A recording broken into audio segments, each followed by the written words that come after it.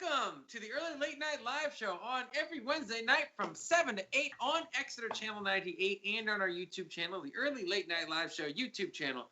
Please make sure to like, subscribe, and share with your friends and enemies alike. It really, really, really helps if you share it and if you hit the thumbs up and you hit the little notification bell and you hit subscribe, because we like people and we need people. It's really important for this show. So I just want to say thank you for everything that our audience is doing. Also, I want to say Arnie, unfortunately, is not here tonight. You know, sitting with me, sadly, and unfortunately, she's not here tonight. She couldn't make it tonight, ended up coming down with something. So we wish her the best of luck. Don't worry, guys. She will be fine. But the man adjusting his camera, who is working like a madman, literally up to seconds before the show to get our guest on, who we're about to introduce in just a second, Mitch Fortier. How you doing, Mitch? I'm good, brother. How are you? Doing good. I'm well. Doing good. I'm well. And he is an author, and he wants to let us know right before the show that he has been on TV before, and he's a guy who cares very much about his appearance. So he has situated his head right in the position so the window is not blinding the camera. I really appreciate that. So, Tim Baird, how you doing? Good. How about you guys? Doing good. Awesome. Now, Thanks for having me. Brother, how are you? Real quick, we met at Super Mega Fest, right? Yeah, Super Mega Fest in Framingham back in the fall. Yes, yeah, that's we met. So this is one of the few guests I can say I had dinner with. You know, it's the whole That's group true. of us.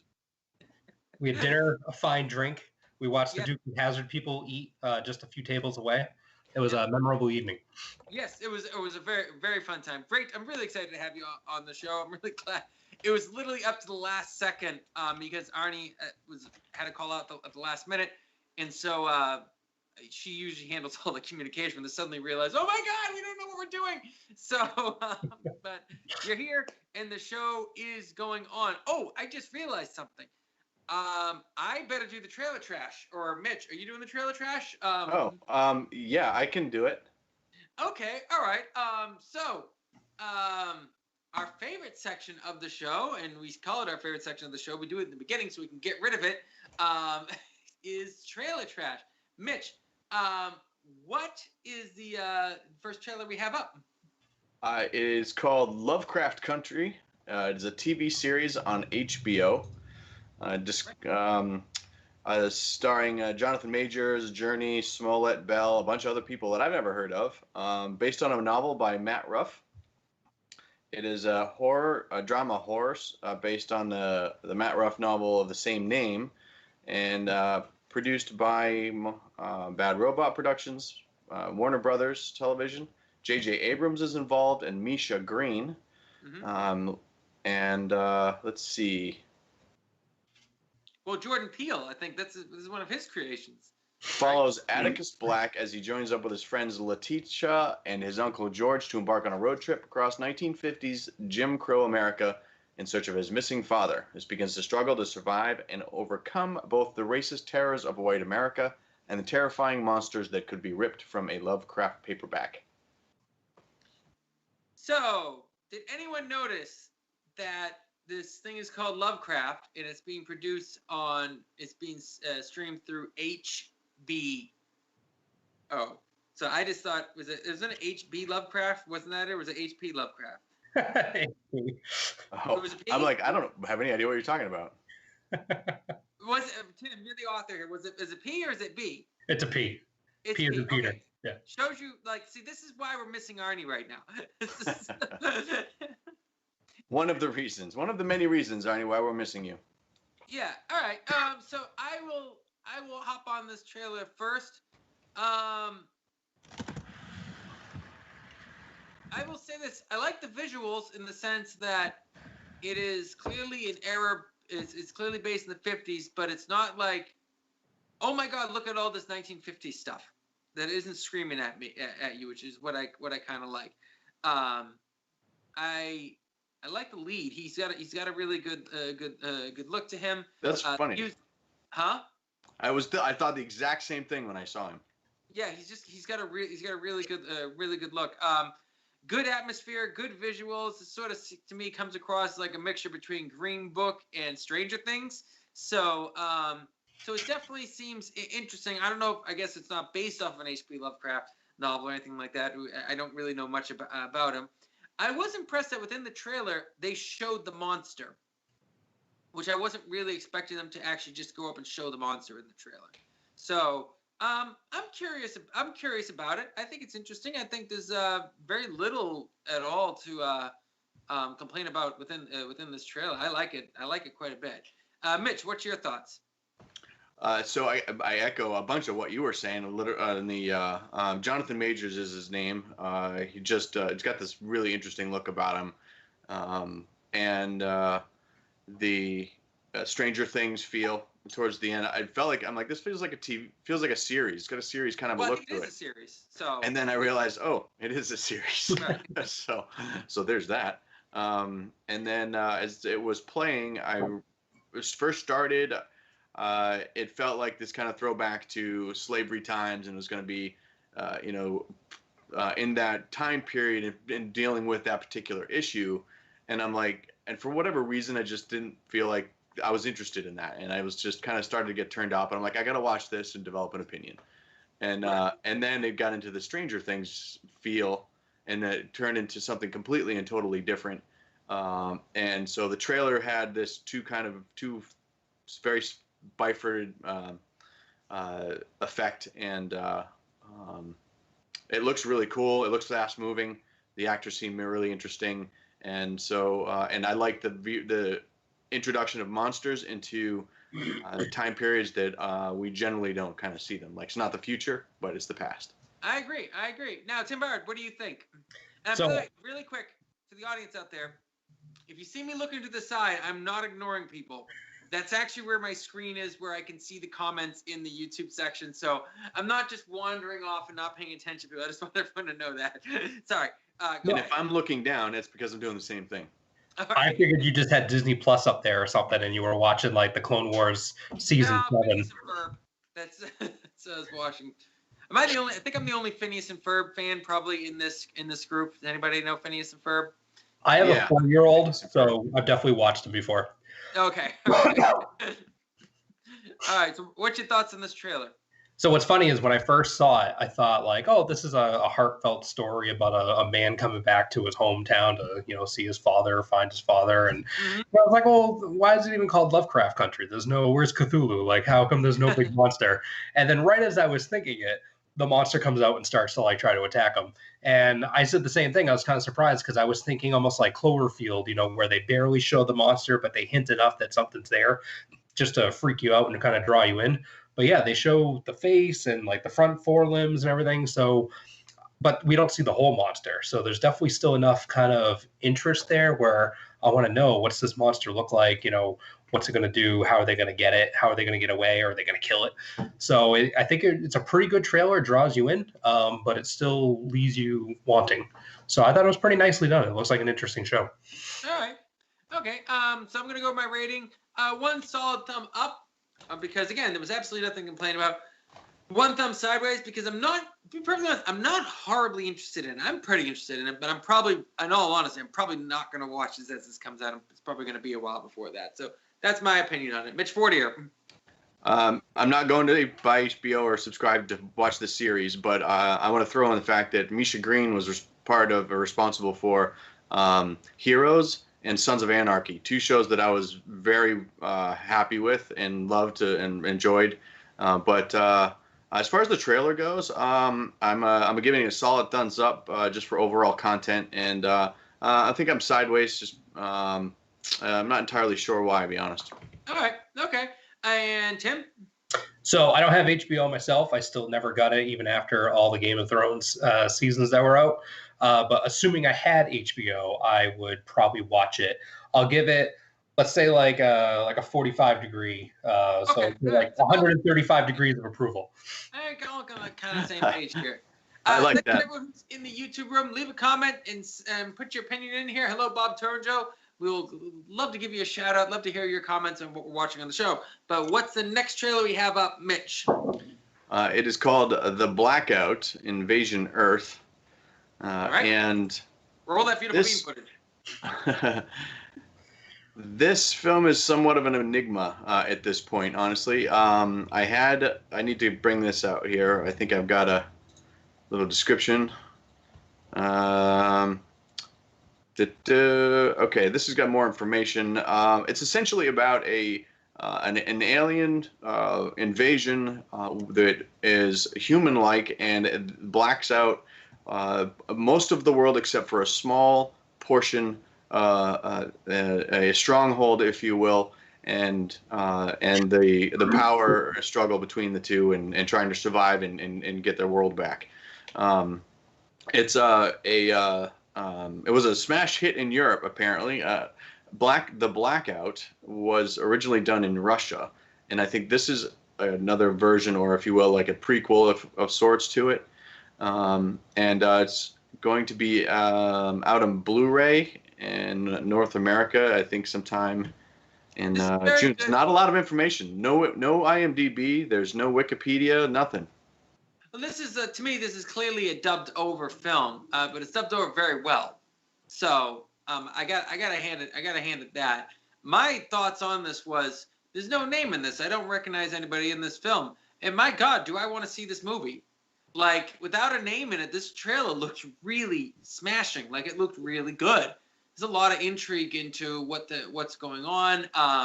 They left more to mystery, I think, than the last trailer did, which is something I kind of liked about it. And the visuals in this are very good. I really liked, especially the last part where whatever those creatures are running towards the and towards everyone. I mean, there's a lot. This is cool. You know, I think this film looks really cool. I'm very interested in this. As a matter of fact, I'm going to jump right to my rating. This is getting 2 solid thumbs up. If this comes on Netflix, I may just pick DVD on this and all the Blu-ray on this actually, because this looks really good. I don't know what it is about this trailer, but it's definitely caught my attention. Mitch? It is available for pre-order for like $18.99 at Target and other places. Oh, okay, that's not too bad. Mitch Fortier? So I watched the trailer. I immediately felt as though I was in a video game, which I love because I'm a huge gamer, or I used to be a huge gamer in first-person shooters like Call of Duty and Battlefield. This has got that kind of a genre feel to it, so I'm super intrigued from that standpoint. I'm going to watch the film just because of that. But then the visuals came into play. The subject matter seems really cool, and I like the idea of that the entire Earth is blacked out except for this one little stronghold. But I had a problem with some of the dialogue. Listening to what they were saying in the beginning didn't make any sense to me. But then after listening to it 3 times and kind of putting 2 and 2 together, I think the person that you hear in the beginning is actually one of the invaders, one of the aliens that they may have captured, which kind of, then I'm like, all right, I get it. So that started kind of getting my brain going and brought a little more interest into this for me. I'm going to have to go back and watch the trailer again then. So, Tim, what's your thoughts on this trailer? So right away, it jumped out at me that it kind of felt like that show Revolution that was on like 6 or 7 years ago, where the power goes out and they lose kind of everything that we're used to. Yeah, I don't remember that. It had like an I Am Legend kind of feel to it as well. Yep.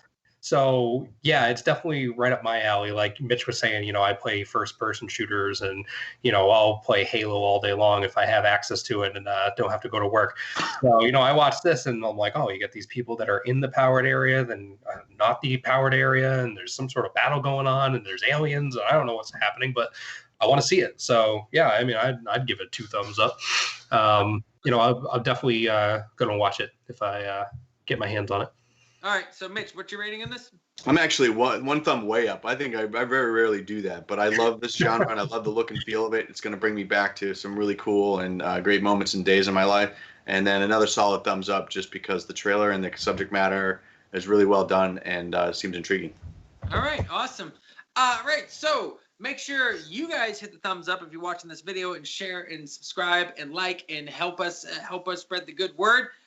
We are going to go to break. When we come back, we are going to be talking with our special guest, Tim Baird, talk about his books and everything there is to talk about him. Well, not that much, because we only get about 15 minutes. Anyways, it's your Late Night Live Show, Wednesday nights from 7 to 8 on Exeter Channel 98 and on YouTube. We'll be right back. Okay, take care of that? Oh, sure. I'll get right on it. Thanks. What? Oh, hey. Okay, what are you doing here? I was just thinking, your show has all these silly goofy shenanigans and everything. There's nothing serious. Serious topics and issues. Whoa, what do you mean about serious topics? Your show isn't serious. My show is very serious, as you know. Yes, it is very serious. We talked about the Academy Award thing, and then James Wilson sounds serious. No, this is what you talk about. There are people taking their cats without consent, putting them on a leash, taking them to the park. Guys! Yeah. And Dan, take off my damn jacket. Cats on a leash? They don't even have a choice, and they take them to the park, and then they get loose, and there's a child who maybe touch the cat, or somebody steps on it, or there's Kate, cars. go home.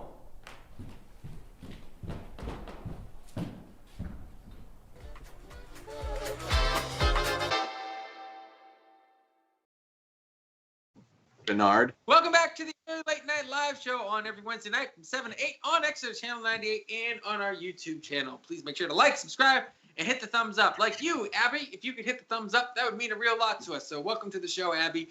All right. Anyways, he is an author, and he is a man who is concerned very much about light in this world, especially the light that is in his room, because he was about to adjust it right before we were coming back. So, he's a man of the last minute. He's a good guy to have dinner with and hang out with at the Super Mega Fest, and that's how I met him, and this is how he's on the show. So welcome to the show, Tim. How are you? Good. How about you, Terry? Thanks for having me. Oh, I'm doing well. I'm doing well. So tell the world a little bit about you. So my name is Tim Baird. I am a mechanical engineer by day and author by night, a video game player and father by every day. I live down in Central Mass. I like to write fantasy, sci-fi. I like to read the same. Big Star Wars nut. Love competing with Star Wars versus Star Trek with my friend Stephen Lomer. And I just love kind of everything robot-based. So that's kind of me in a little nutshell. And, I like to write dragons, which is how we met. And I love going to cons and being a part of it. Awesome. Yeah. So, obviously, you're Star Wars. You prefer Star Wars over Star Trek because Stephen Lomer is a huge Star Trek fan. Yeah. So, like, I just had my big holiday 2 days ago. Still kind of coming off of it. So, I got Disney Plus, so obviously we're armed with every possible Star Wars thing that you could absorb, aside from the Christmas special that only comes out on VHS. But yeah, do you own the VHS, Tim? I admittedly don't. I've never gone through the process of trying to acquire a copy of it. I'm pretty content just watching it on YouTube and knowing that it's not exactly the highest quality video that you can get your hands on. So, Terry, can I ask him a question? Absolutely. So, Tim, I got to ask you, have you heard of Battle for Endor and Caravan of Courage? Are those like the Ewok cartoons that they made? Yeah, from like back in the 80s. Yeah, so I think I've seen at least Battle for Endor, but I look forward to exploring these a little bit more as time goes on because, like I said before, I got a 4-year-old son who I've been indoctrinating quite well, and he's got lots of Star Wars Legos, and we lightsaber fight out in the backyard. So, I'm going to be pulling up a lot of those old cool cartoons to try to get him hooked on them. Well, this was actually live action, and but anyway, at any rate, it was only made for TV. Oh, okay. I just learned about him last week. I'd never heard of him so I was curious if you had. I'm desperate to watch him. Is that bad? Me too. No, I am too. Yeah. No, that's a good thing. And I hear they were horrible. That's all. And that's okay. You watch it on a rainy day, and you can at least say you watched it once. Right. All right. So tell us a little bit about your books. Do you have a new book coming out, or are you working on one currently, or what's the deal? So with everything going on with the kind of COVID-19 shutdown of the world, I have not been able to pump my new book as much as I'd like.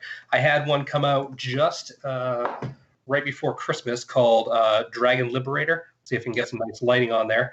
So this is the third book in the Dragon and the White series that I have been working on for the past couple years.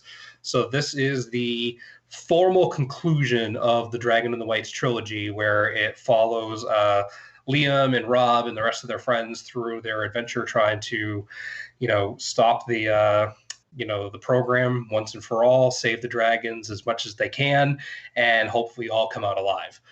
So this came out, like I said, just about 5 months ago now. I've gotten some pretty good reviews from it. People seem to really like it. It's probably the book that I'm the proudest of. Obviously the first one was my first book, so I really love it. And despite the fact that every time I read it, I'm like, oh, I can't believe I said it like that. But this one, this one's 120,000 words. It came out really good. So if you haven't bought it yet, I highly recommend you go out and get a copy of it. I'd really love to get your feedback on it and hope you enjoy it. And what I've been working on is I finally made a quote unquote box set to put them all together. So I made what's called the Dragon and the Whites Omnibus that just came out the other day. And this is 815 pages of glory, which is just 5 pages shy of the maximum amount of page count that Amazon lets you put into a paperback. So yeah, I had to whittle out a couple little blank pages that were just there for separators to try to make it all work. But, I found it was too expensive to make like a formal box set with cardboard sleeves and all that. So this is kind of a nice cheap way. I have it up there for $27. You can get all 3 books crammed into one. I grew up reading the Warhammer 40K books, and I like having, a big, huge, like 4-inch book in your hands. And so I wanted to provide that same experience. So those are kind of my new ventures that I have out there in the world right now. And, I haven't gotten to really tell anybody about them yet, aside from this show, because we've been sort of on radio silence and quarantine with everything going on. But yeah, I plan on, during the summer, if everything clears up, getting out there and pounding the pavement and trying to tell everybody about it as much as I can. So yeah, they're available at Barnes & Noble and Amazon and a handful of small bookstores around Central Mass area. And there's a couple that, if you guys ever been to the Free Thinkers Corner in Dover up near you, they have my first 2 books, and they're going to have the 3rd one there shortly. So right. Yeah, I try to support the bookstore as much as I can. Now to Ryan, who is our social media guy, as he's listening. Ryan, I would like you to find his Amazon links, and I would like you to drop it as a post on the Early Late Night Live Show page. Oh, thank you, Ryan. Make sure to tag Tim. And we'll drop the link in the comment section. But primarily, I'd like it as a post on the page. If you can do that, Ryan, that would be really good, because I'd like to get you some more exposure on this. And I want to talk to you about how you worked with you have in other stores, because I'm working on DVDs right now for my films, and I was wondering if it seemed even worth it to go to local stores to have them see if they're interested in selling DVDs. So what stores do you have your books in, and how did you go about doing that? Because it's an interesting way to go about selling a book. It's an old school way too. Yeah, so I am an independently published author. I don't have an agent. I don't have a publishing house behind me. So I've basically just cold called as many places as I could that I have been to and see as good bookstores that I think would be a good place to have my book in and represent each other. So what I try to typically do is, if I've been to a bookstore, I really like them, I think that my book would be a good fit for there, I either call or email the owner, visit them in person, shake hands. Well, maybe not right now. Look them in the eye, give them a free copy. And I found that small independent bookstores, especially, that deal with comic books, sci-fi, fantasy, mine are dragon fantasy with sci-fi elements. They love to have the local connection. They like to see the independently made small studio, small publisher, small author, because it gives that connection to the town, connection to their area. You could get some, book or movie made in Hollywood or New York City or whatever. But if you're, Joe Schmo bookstore in, almost middle of nowhere, like New Hampshire or Massachusetts, the people that are shopping at your store are going to be excited about somebody who lives in the area and want to really connect with that person and maybe get the local flavor from the writing. So I found that, some of the bigger stores maybe dismiss you right away. I had a handful of Barnes & Nobles kind of turn me down right away. But then after doing it for a long time and kind of getting my name out there, I was actually just up at the Manchester, New Hampshire Barnes & Noble back in early February, right before this all kind of went down. And it was such a positive experience. I can't wait to go back there. They were very welcoming to be there. So if you're trying to get your DVD out, or somebody watching this is trying to get their book out, it's just like applying for college. Go to ones that sound cool, but don't be surprised when they tell you no, and don't take it personally. There's only so much shelf space at those stores. They can only put so many authors or movie producers in those locations. Say your please and thank yous. Don't burn down your bridges. Hope for the best. Be polite about it. Follow up. It's just like going on a first date or an interview for a new job. You're trying to get to know them, and you're hoping things kind of work out in the end. So yeah, I mean, if you're trying to get your DVDs out there, like one of my big areas that I like to work in is the Worcester area, because I live right outside of it. And there's That's Entertainment in Worcester that is sadly closed right now, but they're going to be open soon. And they have comic books, they have My Dragon books, they have independently published movies. So like if you were in the Worcester area or you want to take a drive down here, I'd highly recommend checking out a store like them. You got Double Midnight Comics up near where you guys are. They would probably do something like that. So yeah, as you personally, I think that would be a good venue for you. And, if anybody watching your show is an independent movie maker or author or any kind of artist, I recommend doing the same. That's so awesome. It's so fortuitous that we had you as a guest on, because I was literally talking to the guy who I have printing my DVDs now, and I'm working on redesigning them. I got a new poster coming up and everything like that. And it's so funny when you were talking about that. I'm like, wait a minute, I hadn't talked to anybody about this plan. I was just like, maybe I should approach it. I was writing a list of potential stores. So that's so cool that you do that, and show that sometimes this grassroots, old school way of pounding the pavement can make a difference, And so, I'm assuming it's been beneficial in a way in some ways for you. Otherwise, you wouldn't be preaching about it right now. Yeah, because I mean, they want to have you there as a billing for trying to get people in. So, I've been to a lot of places that will do small little author events where, there's anywhere from 3 to 10 authors, whether they're comic creators, book writers, cover artists, stuff like that, because it gives you a chance to rub elbows with customers and other creators. It gives store shoppers a reason to come in to maybe pick something up or get something autographed. So yeah, I mean, it's beneficial for everybody. And, you don't always get that same experience from a big box store, but you're going to really get that special attention from, a small independent store. And you're not going to get that type of attention to detail at Amazon.com now, are you? Yeah, I mean, don't get me wrong. I am a big supporter of the independent stores, but I do also sell on Amazon. I have my audiobook on Audible right now. You can get The Dragon and the Whites, made by Conrad Audet of Deej Time. And I love the platform, but I think there needs to be a balance. Like, you can't get everything from Amazon, or you're never going to be able to go in and kick the tires on a new book or check something out at a comic book store. But at the same time, we live in the digital world where you want to buy something and have it the next day. So Amazon obviously has its place. I think it's all about finding balance.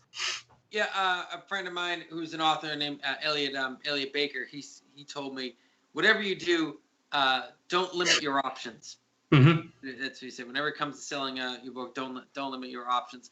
Our time's just about up. Tim, this has been really good. I'd love to have you back on the show. I want to have a cup of coffee with you at some point in time when we are legally allowed to have coffee.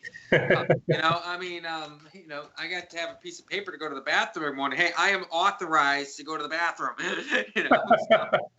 Or you will regret it. I'm telling you, not as much as me, but you'll regret it. So yeah, no, this has been really cool. This is important, I think, for artists of all sorts to hear this, that, I think everyone thinks is some sort of magic pill and just some sort of magic button. And there really, I don't think there is. I think there's a phrase I heard once, you make your own luck. And I think it just means that you're just putting the work in, and hopefully, and if it's worth it, and if your goal is to get it out there, then why aren't you if your goal is to get people to read it, then why aren't you, then it's your responsibility to work on doing your best to get it within the opportunity to be in front of as many people as possible. So yeah. And, you know, I know, like, I sold a bunch of copies of my first book right away because I think friends and family, you know, were giving me a little pat on the back and they were very proud of me. But book number 2, you do not get pity sales on book number 2. Book number 2, you better have a brand new pair of, you know, well-worn shoes, and you get out there and you shake hands and you tell people your story. And, you know, you might have to tell 10 people in a row what your book's all about to sell that first copy. But yeah, you know, it's kind of like what Wayne Gretzky said, you know, you miss every shot you don't take.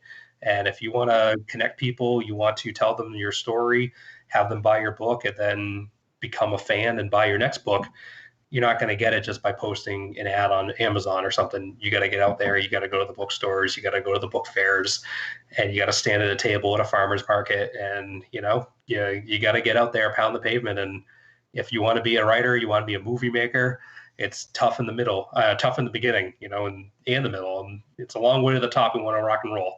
So Right. Yeah, but I would say it's all worth it if it's what you really. I mean, I talk to filmmakers all the time saying, don't do a project, especially independent filmmakers. Don't do it unless you love it.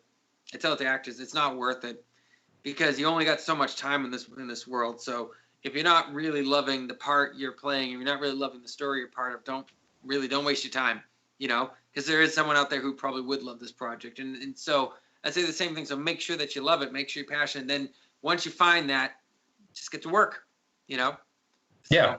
Like there's a reason I still have a day job that I go to in the morning and then I come home late at night right before supper, because writing books for me right now doesn't pay. But I know that if I put the time in, I write quality books that people are going to enjoy, this could be my career someday. I'm still a young guy. I got plenty of time.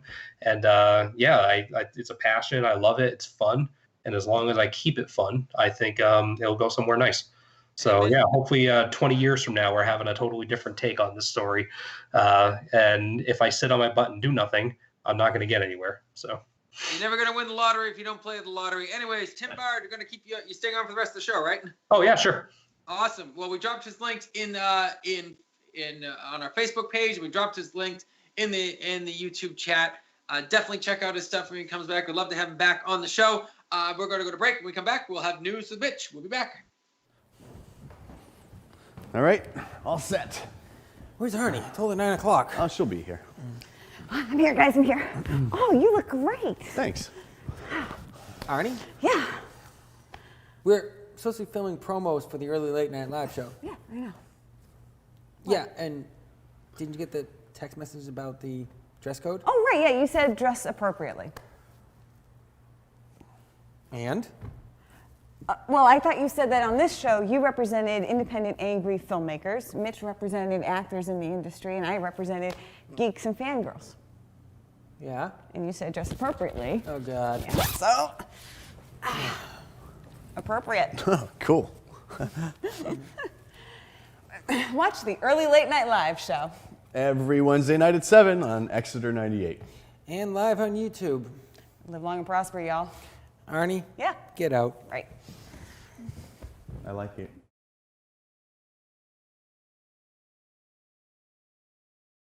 Download, but Yeah, welcome back to the Late Night Live Show on every Wednesday night from 7 to 8 on Exeter Channel 98 and on our YouTube channel. If you're in the YouTube chat, make sure you leave a comment so we can give you a shout, and please hit the thumbs up, and please share on your Facebook page. That would be really awesome. Really quick, Tim Baird was talking about how most people want to stream films nowadays, and I'm making a test on that because with independent films, I've had some independent films that have streamed very well through Amazon, and some that have not streamed at all. So, like, I'm curious if the novelty of a DVD, and it's beginning to become a novelty, may be a better way to go. And that's what I was thinking about smaller stores. So, yes, you, as I said in the break, you inspired me. So I'm really looking forward to this. But cool. We can't talk anymore, Tim, because now we have to turn it over to Mitch Fortier to talk about Now the it's news. my turn. His turn. You know what I'm really happy about? See, I got this little other shoulder. I got a little highlight on my left shoulder. Yeah. That was really hard to do, but I got it done. Good for you, man. Good for you, man. We're proud of you. We're very, very proud of you. If you want a lighting lesson, just let me know, and I'll come over and I will guide you accordingly. Not that I'm terrible. Not that what I got going on right now is perfect, but I'm actually kind of proud of it. No, come in. All right. Anyways, the news, Mitch. The news, Mitch. Oh, the news. You actually want me to like tell Yeah, people stuff they might want to hear about? Yes. Yeah. Exactly. All right, you got it. Well, we got some celebrity birthdays. I like looking to see who gets older every week. George Clooney is turning 59 today. He's actually younger than I thought. Okay, I thought he'd be at least in his 60s by this point. Is that weird? Yeah, he had quite the career though so far. He's one of my favorite actors of all time for sure. So that's pretty cool to know. May 6th is his birthday. Bob Seger turns 75, and it seems like he's been around forever and ever. Gabori Sidibe, who I had to look up because I'm like, I think I know that name. But yeah, she played the lead. She was the lead actress in Precious, which was nominated for Academy Award and a Golden Globe. Yep. But she did win some awards for that role. So, and Adriana Piliki, who turns 35. I have no idea who that is. Neither do I. So. And there's a whole host of other people, obviously. A lot of actors in this list, but those are the only ones that I care to share with you guys. Okay. All right. James Deakins, he was a director of photography on 1917. One of probably the most technically difficult projects that I think has probably ever hit the big screen. A phenomenal success. A lot of interesting podcast interviews just because of that film for him. I think he's got other credits obviously to his name, but he and his wife, I think, or a partner of some kind, have started a new podcast on filmmaking. Roger Deakins Filmmaking Podcast. It's available on Apple Play. It's available on Stitcher. I've actually downloaded the first 2 episodes. Haven't listened to them yet, but it goes into everything from direct photography to location selection. Just a whole gamut of things. He's got 6 episodes that were released recently. Mm-hmm. Not sure what the number of episodes he plans on releasing, how often, but there's a link in which they can check it out. So let's go through this guy's list really quick, okay? Cinematographer's got 80 credits. 1917, Blade Runner 2049, which visually, both 1917 and Blade Runner are visually fantastic. High on my list. Caesar, which I just saw. That's a really good movie. Sicario, Prisoners, Skyfall, Rango, Rango, that was a digital film. True Grit, The Company Man, A Serious Man, Revolutionary Road, Doubt, No Country for Old Men, Jarhead, The Lady Killers, Intolerable Cruelty, A Beautiful Mind. I mean, The Man Who Wasn't There, Oh Brother, Where Art Thou, The Hurricane, The Big Lebowski, Dead Man. I mean, this guy has done so many great films. Air America. Do you guys, anyone, am I the only one that remembers Air America with Mel Gibson and Robert Downey Jr.? That was a while ago. At this point. Absolutely. There's going to be something. Yeah. I'm excited for it. I don't know how long the episodes are. I think some of them were like 40 minutes long, some are 30, so they're pretty digestible in a car ride to, the dentist or whatever. Go to the dentist right now, Mitch. So, yeah, no, right? Wow. What else we got in the news, Mitch Fortier? Well, any Flash Gordon fans out there? Only the song by Queen. So the old 70s film original Flash Gordon is now got a facelift into 4K, and there was a trailer available. And apparently they had to go through the film and actually like CG out and whatnot, some wires sticking out or hanging from people flying around or whatever was happening on screen, because you could see every detail. I gotta stop you. So I am an editor, as you know. I've edited quite a lot, and I've had to edit. I've had to do a lot of repair work on projects I would hire on my people, and repair works on footage myself. But making something that is a low quality into a high quality, like I don't know if it was shot in HD. The original. I don't know if it was shot in HD. It was shot on film. I almost guarantee it. It was shot on film. Yeah, so yeah, but when it's processed, I don't know what the actual quality of the process. But That's a really good question. Let's just say this: 1080p is this, okay, which is HD, 1080p, okay. 4K is 4000, is literally like 4 times the size. All right. So you're taking an image that is this big and you're blowing it up to like this. All right. Now, it's a very bad representation, but you're getting the idea. Okay. I don't know how you do that without losing quality. Does that make sense? Yeah. So here's the thing. So you have the resolution of film. Yes. Now the film cells, are like this big, right? They're pretty big. And those will, it has a certain resolution, and that resolution can then be, I forget what the term is, but it just increased or expanded. They spread it out essentially, and then they fill in all the little dots in between to essentially match the closest that they can to all the ones that are around them for those digitally manipulated.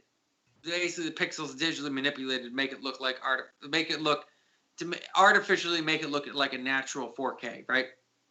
Correct. And then they can literally go through it frame by frame. Segment, but this is only interesting for people like me and by and large Ryan, who's not on the show, who always wants to bring up tech stuff, and I say no. And this is the reason why, Ryan, because I find it interesting. And I'm going to start talking about it, but then it's going to get very boring, and then we're going to start losing viewership. It's going to get technical. People's eyes will start rolling the back of their heads. Yeah, it is. I know. So anyways, but that's it. So anyway, if you're still watching, Flash Gordon is going to be coming out in 4K. I never seen the original. Maybe I should someday because it is a classic. If the movie Ted is the closest thing you saw to Flash Gordon, then maybe you see Flash Gordon. So. Anything else in the news, Mitch Fortier? Yeah, actually, something I'm kind of excited about. There's a video game out there called Borderlands. Yep.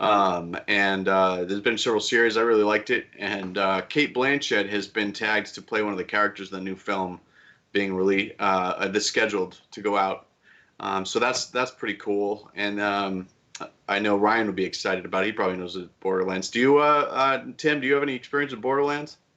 No, I'm kind of a old school gamer where I just decided to stop getting new games at one point. So the newest game I have is Diablo 3 on my PC.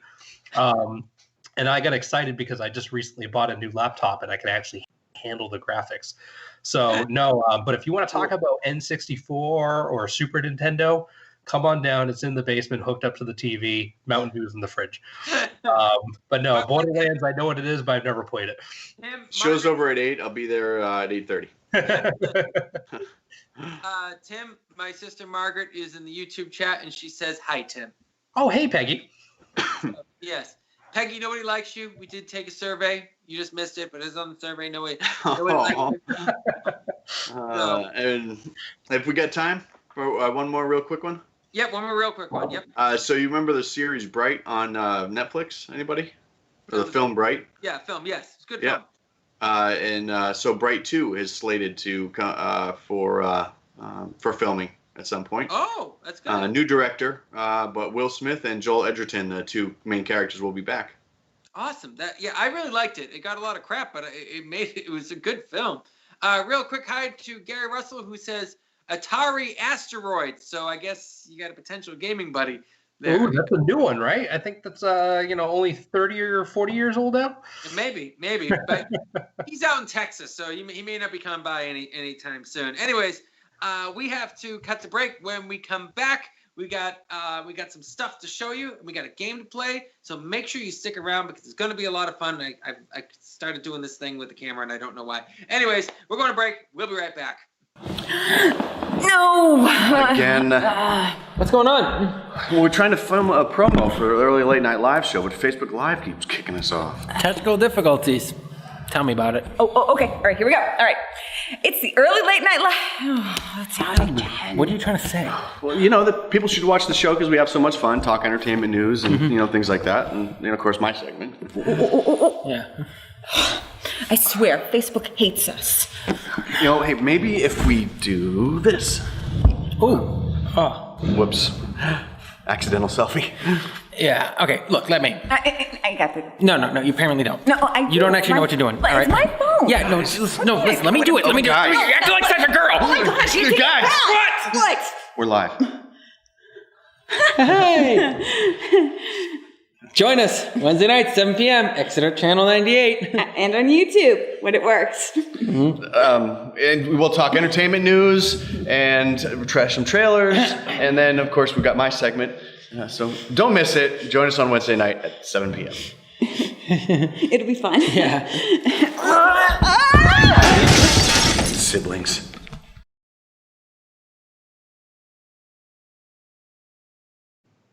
Welcome back to the early late night live show on every Wednesday night from 7 to 8 on Exeter Channel 98 and our YouTube channel, the early late night live show YouTube channel. I guess was just asking what it is we do and basically what it is we do. And for those of you who watch the show, if you don't know, me and KJ are filmmakers. Mitch works with us. Dan Graham has been working with us forever. Ryan works with us. And we were going to actually work on a film project this year. We had a big one we were working on. And at the last minute, I just said, we're not ready to shoot this just yet. And I personally, in Narrow-Shoot Films, I needed to get a lot of back room stuff fixed. I had to get, vehicles fixed and equipment fixed, and I had to get some debt down and stuff like that for the company and whatnot. And all I'm thinking is, thank goodness we didn't get involved in that shoot, because we probably would have had to postpone it right in the middle of it. So, yeah. So, anyways, we always have projects going on in this show. We've been filming the show for almost 3 years now. 2.5 years now, 3 years, something like that. So, it's been a lot of fun. I'm going to do this to the day I die. So, which could be tomorrow. Don't know. Anyways, it's the last quarter of the show. We got a couple things to go over really quick. I just want to ask, what is everyone drinking right now? Mitch. A brand name seltzer. Brand name seltzer. Okay. Tim. The highest quality Mountain Dew, but it's in a Guinness glass, so it's like kind of adult-like. Oh, okay. I thought you were drinking a beer. I'm like, yeah, that's what that looked like. No, sorry, I didn't know what protocol was. I didn't want to. No. I mean, you're at your home. Do whatever the hell you want. So me, I have raspberry green tea, which I don't know if it contradicts the green part. And no, raspberry green. Coffee mocha. Ooh, it's late at night. You badass, you. Wow. Yeah, late at night. Man, I'm getting old. That's like 8 o'clock. Time to go to bed, you guys. Time to go watch the news. Go to watch the news and go to bed. All right. So yes. Anyways, we're gonna do a real quick thing where it's a show and tell, where we take something from our house and we show it like it has to have a little bit of a story and hopefully funny story, preferably. So we'll do Mitch and then we'll do Tim and then we'll do me. Mitch, what is the thing you have this week? Let's see. So, not a funny story. I'm gonna bring up the screen here so I can. But I kind of saved this one a little bit for you, Tim. I don't know where I got these from, but there's 11 of them, various things. Let's see if I can find one of the cooler ones. And the fact that I don't know where I got these from is a little bit troubling. I'm hoping I've obtained them legally. Not in some kind of drunken stupor, but they're called lobby cards, apparently. It took me a while to figure out what they were or where they come from, but there are 11 high gloss stills from the Empire Return of the Jedi. Oh, that's so cool. So it's like promotional material? The bottom of them have the copyright symbol and whatnot, and when they're from, and the dates and so forth. And like I said, there's 11 of them. I got, they're huge, like headshots. Oh, that's cool. Cool. There's Darth Vader, Luke Skywalker, Han Solo. There's there's one that I don't remember being a movie still, but I want to look real quick. No, I guess it probably is, but let me just see if there's another one. Real quick, Mitch. Gary Russell says if you had a son, he would be a son of a Mitch. But yeah, anyways, I mean, there's like great moments like this, right, that are captured. So cool. And So there's like I said, there's 11 of them. I know roughly what they're worth, but I would never sell them for that because they're worth that much. They're worth way more to me. That's cool. That is so cool. All right, Tim, what do you got? So I proposed to my wife on Mount Wachusett, down here in Central Mass. I don't know if you guys are big hikers and kind of know the area, to the south of you. I've heard of Mount Wachusett. I never hiked it, though. I've been in a lot of discussions with my girlfriend because I really want to go hiking this year. So it's a nice mountain, but I mean, you guys have better mountains up where you are. You can obviously go over to Mount Monadnock and get a nice little hike in with only driving a little bit. But back in the day, there used to be what was called the Summit House up on top of Wachusett, and it had like 30 rooms, and it had a bunch of garages where you could drive your horse and cart up there, and you could spend the night and not have to hike it like you do nowadays. But I proposed to my wife there. We got married, and after we got married, she found this at an antique store, and it is an old. I don't know if you could see it with the lighting, but it is a key fob from the garage of the that's so cool. Of the Summit House. And if you can see it, I don't know if you can see it in the camera or not, but it actually has one of those return things for 2 cents. Oh, so yeah. That puts Parcel it like in the 2 cents. Yeah, so the place burned down in I think like 1907. So this must have been there from like right before, and it somehow survived. What's that? What if they ever got their 2 cents worth? Oh, I don't know. So, but yeah, we found this, in an antique store, and she bought it for me. And who knows the story? It must have like sat in somebody's junk drawer or something for 50 years or something like that. It got cleaned out in an estate sale, and now it's with us. But yeah, it's one of those things where it's quote unquote a useless piece of something just to nobody, but to us it's a little sentimental, kind of trinket remembering our engagement. And it's one of our favorite mountains that we hike, and I've brought my son up now, and so yeah, it's kind of a cute little memento that we have in the house that is a nice symbol of our marriage. And it has a nice cool story because the building doesn't exist anymore. It burned down. They rebuilt it. It burned down again. So it's not like you can go there anymore. It's gone. Yeah. Well, I mean, it's up on top of a mountain. So I guess if you have a small little fire, it's not like the fire trucks get up there quickly and put the fire out. So yeah. So that's my fun show and tell item. All right. Well, so mine is a little less sentimental. I spent a good year and a half, 2 years, something like that. I forget what it was. It was a decent amount of time, probably just about a year. I'm totally exaggerating the time there, but I decided to take time to really try and work within the film industry. So I tried acting. I was going down to New York City. Matter of fact, when I was filming the dinner party, the day after the shoot, or the day before, the day before the shoot, I had to be in New York City, drive back, sleep for a couple hours, get up, prep for the day, film all week, and then go to New York City, I think, then go to Boston the next day, drop off the costumes in New York City again the next day. So I was driving around a real lot. I put myself on what was known as an overhire list for the union. And it basically, if they don't have enough union workers in Massachusetts, they will call you. So I get a text message that says, are you available to work next week? That's all it said, from a number I didn't recognize. And I said, yeah. He said, okay, I'll talk to you later. That was it, the whole thing.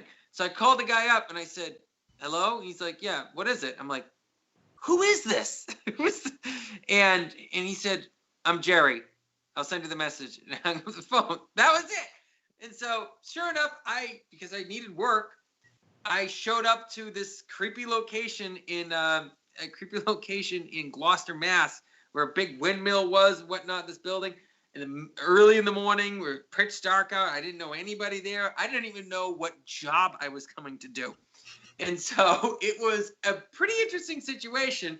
Inevitably being one of the best jobs that I had on, because I worked as a set decorator for a pilot episode of a TV show called The Wrong Man's Project, which I have yet to see. I don't know if it's done yet, but it was actually really fun because I grew up doing warehousing. I've done a lot of warehousing, and this is like really easy warehousing because on film sets they really don't move as fast as they do in like profitable warehouses. So this is like really laid back, and as a result, on that fun shoot, they gave us a mug for the town of Fluke, which is the fictitious town in the episode, in the show, the Parks and Rec department, basically of the town of Fluke, and it's been one of my mugs, and I really appreciate this mug. I love mugs, and it was a fun time, and they paid really good for work that was very easy. That's cool.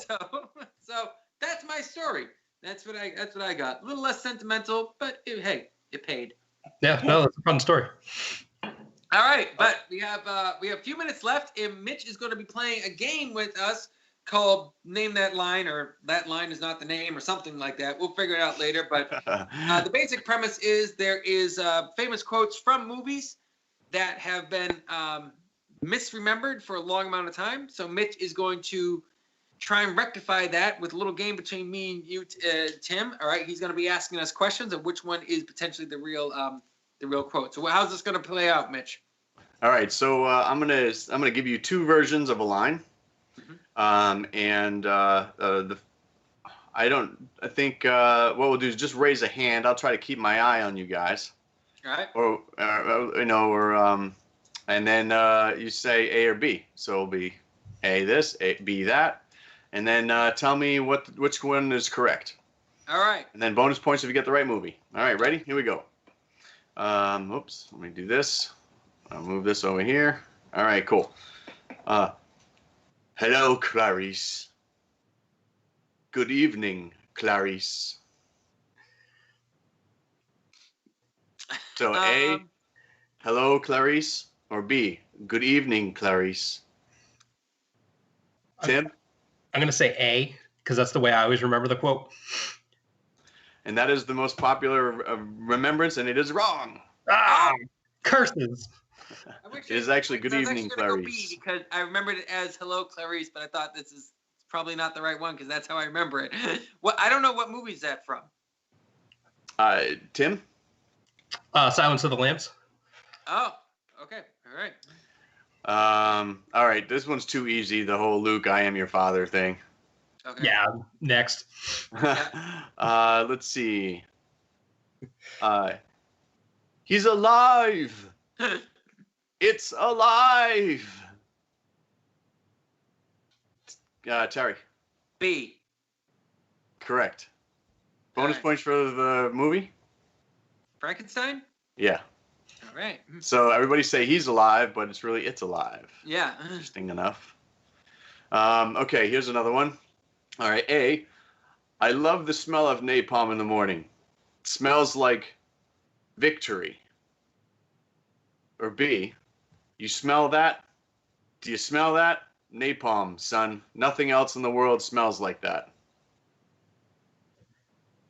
Terry. B.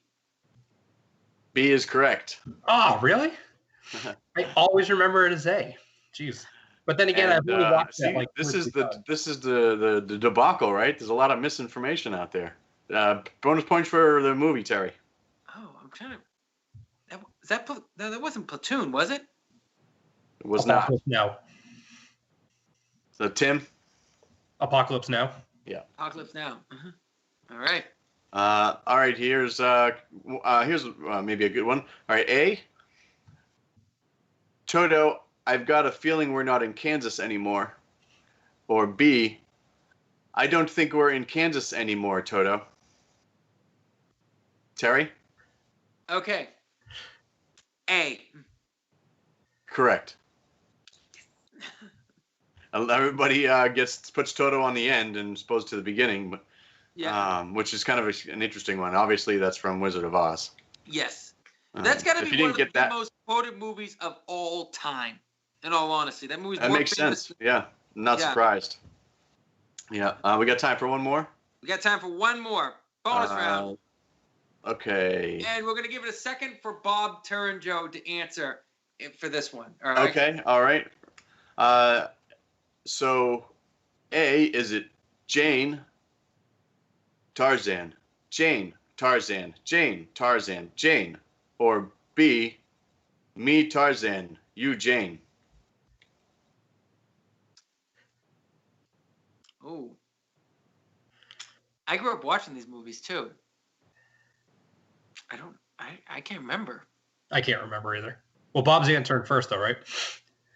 We're letting Bob Turnjo answer. Bob Turnjo says B. I'm assuming I'm assuming I'm keeping up. Yeah, B. So so B was me, Tarzan, you, Jane, and that is incorrect.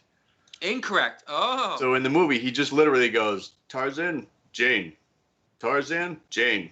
Yeah. That's pretty much all he does. That's yeah. It's been forever since those movies freaked me out when I was a kid. It was just like. It was too violent for me as a kid. And real quick, for those Star Trek fans, I bet you Lomer will appreciate this one. It is not Beam Me Up, Scotty. It is never said that ever in any of the films or shows. It's Scotty, beam us up. Yeah. The closest thing they've ever found. All right. And Captain Kirk is the best captain. So I'm just saying it right now because everyone should know about it. No, Captain Kirk's best captain. Yeah. You're wrong. Get out. Yeah. You haven't seen Picard yet. Watch Picard, then you might change your mind. All right. You're still wrong, It's like all right. Anyways, folks, we got to wrap up the show. Who's our guest for next week? Mitch, you know?